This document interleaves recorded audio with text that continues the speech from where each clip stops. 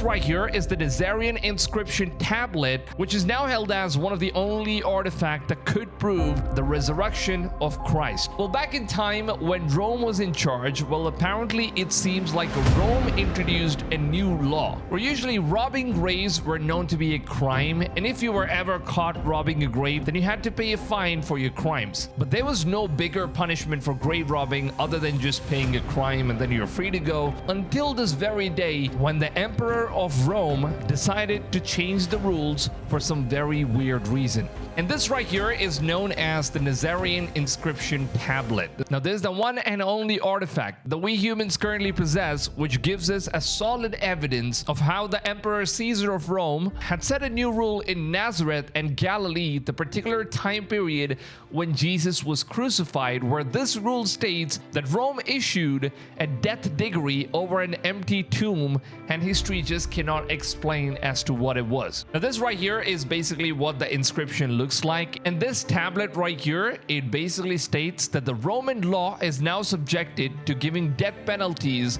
not to grave robbers. It's not just about robbing graves anymore. This law was newly introduced just for the body, in case if anyone tries to steal the body, they will be put to death sentence. So that was what this new law is all about. Now, here's an English translation as to what it basically states. Now, a marble tablet summarizes a decree written in the AD 40s, in which the Emperor Claudius singled out Israel and prescribed the death penalty for anyone who's caught stealing a body from a tomb. Now, grave robbers did not just steal bodies, obviously, because back at those times, they would usually go grave robbing just to steal some of these ornaments, golds, and some of the expensive stuff that they might have just put inside the grave with the body. So obviously nobody is out there trying to steal the body itself. So for whatever reason, it seems like the emperor decided to put this new law where he would be giving death penalties for people who steal bodies from grave itself. They usually steal the valuables that was buried with them, but this decree provides a corroboration evidence that the message of Christ's resurrection had created significant controversy in the Roman Empire within just 15 years of the event taking place, and challenging skeptical ideas that resurrection was a result of legendary embellishment over several decades. Now, obviously, we get to understand that, people usually go down there in order to steal some of the valuable items from any dead bodies, but why would an emperor like Caesar himself even be bothered about someone just stealing random bodies from grave and giving them death penalty as a punishment? Because previously, for grave robbing, they only had to pay a fine and they were free to go. But whatever happened in this very small time period, it was very clear that the entire Roman Empire was completely shaken after the rumor of Christ being resurrected was spreading super wide, and Caesar couldn't just hold it back, but he had to put this new law in where he had to give death penalties to people that would steal bodies from the grave. Now, this is where things gets very interesting, because if you've read the Bible, then you would probably know in Matthew chapter 28, verse 11 to 15, it very clearly states that the Roman emperor's reaction to the rumor that Jesus has been resurrected was basically to doubt his disciples, and many people started blaming his disciples, stating that they were the ones that stole the body of Jesus Christ after he was crucified. So if Rome heard that a stolen body was causing religious riot in Christianity, then this would have been the massive cause of issuing a harsh decree to stop it from happening again, specifically in that particular region. Because this whole thing happened in Galilee, in Nazareth, and they had to give out this order in Israel because the word was spreading wide across all nations, and people are actually getting to know about Jesus being resurrected, and people are starting to change their faith. They were starting to believe in Christ and believe that he was indeed Messiah, the Son of God himself. Now, this obviously puts Roman Empire in a very tough situation. If at all, if Jesus turns out to be the one that was resurrected from the dead, then this would basically crumble down the entire Roman Empire. So that was one of the reasons as to why it was believed that the Emperor of Rome himself had to put out this his new decree, and he had to put this out in a tablet. It was one of the orders that was given by the Roman emperor, and back in those times these were put down in some of the tablets, and inscriptions were given out, and it was basically spread across all different cities in Israel to let people know that these were the orders of the emperor himself, so you're supposed to follow it, and if at all anyone decides to make a body disappear from the grave, then it will be put to death. So now, luckily, after 2,000 years, it seems like one of the private archaeologists. Now, I can't really say that this person was exactly an archaeologist, because that's not exactly what he was. This man right here, Wilhelm Froner, is the one collector who apparently had the antiquities, and the Department of Archaeologists found out that this so-and-so man was actually having one of the only piece of evidence that would root us back to the resurrection of Christ himself. This could be the one thing that would solidify the entire foundation of believing in the resurrection of Christ himself, because I know a lot of different religions, including the Muslims, don't believe that Jesus was resurrected. They don't even believe that he was crucified in the first place. But obviously we already have many different proofs and archaeological evidence for Jesus being crucified, but we never really had any sort of evidence for his resurrection. But now we officially do, and apparently this is called as the Nazareth Inscription tablet, which was given out by the Emperor of Rome, where, as you can see, it explains that this tablet wasn't dug up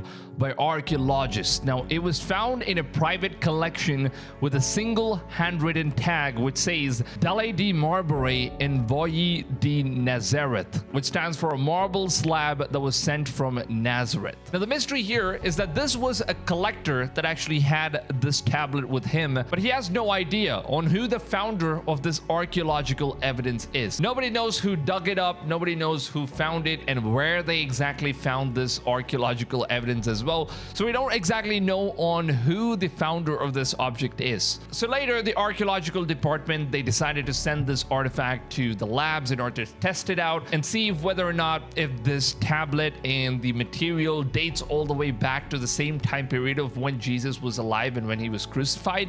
And to our surprise, it turns out that this tablet is 100% legit. It dates all the way back to 50 BC to 50 AD. So this is supposed to be the time period as to when these inscriptions were written down in the tablet. So a huge thanks to all of the technology that we possess as of now in this day and age, so that we can basically date back as to how old the particular object is.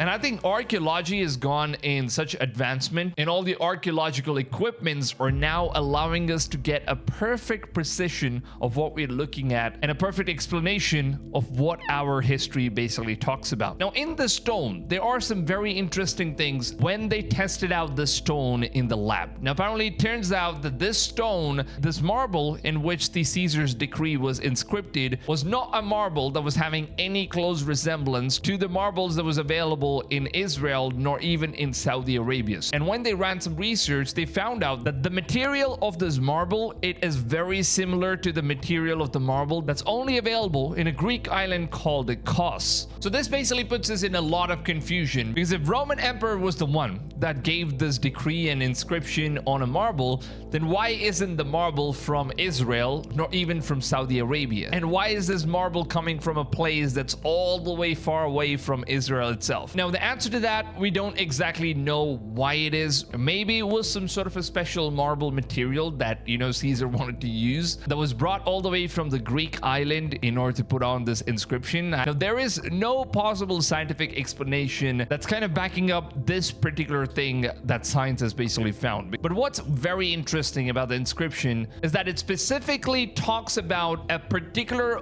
way of burial after death. Now, usually when it comes to Roman burial, they kind of just burn bodies, or they just dig the bodies and then put the bodies underneath the ground, usually like what we do these days. But the kind of burial that's specifically mentioned in these inscriptions is the one which is used by the Jews, where they basically roll in this massive circular stone, where they can just roll the stone in order to open it and they can close it back again. So this was the kind of practices that only the Jews used to follow, and nobody other than the Jews. And this was the same kind of burial that was used for Jesus Christ as well. And when he was resurrected, the stone was moved and he just walked out of there. Stones were said to be moved by the angels, and he basically just walked out of his grave. And that's exactly what's mentioned in the tablet as well. So this basically gives us like a solid proof. So whether or not the material of the tablet is from Israel or Saudi Arabia, even if it is from a very far away Greece island or whatever, this is still a solid proof and evidence for the resurrection of Jesus Christ. And this basically shook the entire Roman Empire to a point where they had to implement this new law. And this particular law is also mentioned in the Bible. But now we officially get the artifact in order to take a look of what the inscription of the law basically looked like. And a huge thanks to the archaeological department that we now have some very solid proofs in order to strengthen our faith. And for those people who are saying that, well, Jesus was not resurrected, we now finally have the proof for his resurrection. So I really wanted to go ahead and talk about this particular thing and share this whole evidence with my community right here on the channel, because I know it's going to be helping in order to strengthen faith of so many people that have been doubting the resurrection of Christ. Many people, even though if we are believers, sometimes, if we get some of these solid proofs and evidence from science and archaeology, which could strengthen our faith unbelievably stronger, because particularly in times when you're super low or like you've fallen down in life and you just need something in order to believe in God the most, but then you don't really have anything out there. That's exactly why we're making these podcasts and these episodes, which could definitely be bringing out the truth out there to the public eyes, so that people who ever doubt in any of the scriptures that's available in the Bible to be false are now being proven wrong, and we now have an archaeological evidence. So I'm trying my best in order to do my part in bringing out the truth to all of you people. So if you guys could just go ahead, take a few seconds of your valuable time, drop a like on this video and leave any sort of comment. It doesn't really matter what kind of comment it is. If you could just leave any comment, then the YouTube algorithm, it's going to push this video out to as many people as possible, because the algorithm, it basically works in such a way that if the video has more engagements, more comments, more likes, more shares, then it's basically going to put the video out to more people. So more people will get to see the truth, and the more people will learn about Jesus and his resurrection. So your part in doing this very tiny help is going to make a massive difference in order to help save many people that really don't know about the truth. So please guys, go ahead and share this video with as many people as possible. And thank you guys so much that we're heading so close to 400,000 subscribers right now. The family is growing, the whole community is growing, and I'm just so fortunate finally using a platform. And there is absolutely nothing more blessing than having to do something that kind of serves God and his purpose in order to spread his message. And this being the source of my daily bread is a massive, massive blessing. And I just have absolutely no words to thank every single one of you guys that have been supporting the Woods Show podcast. Every single episode that we have been posting, you guys have been showing absolute love in there. So thank you guys so much for all the love and support. And I really hope to God that I grow in wisdom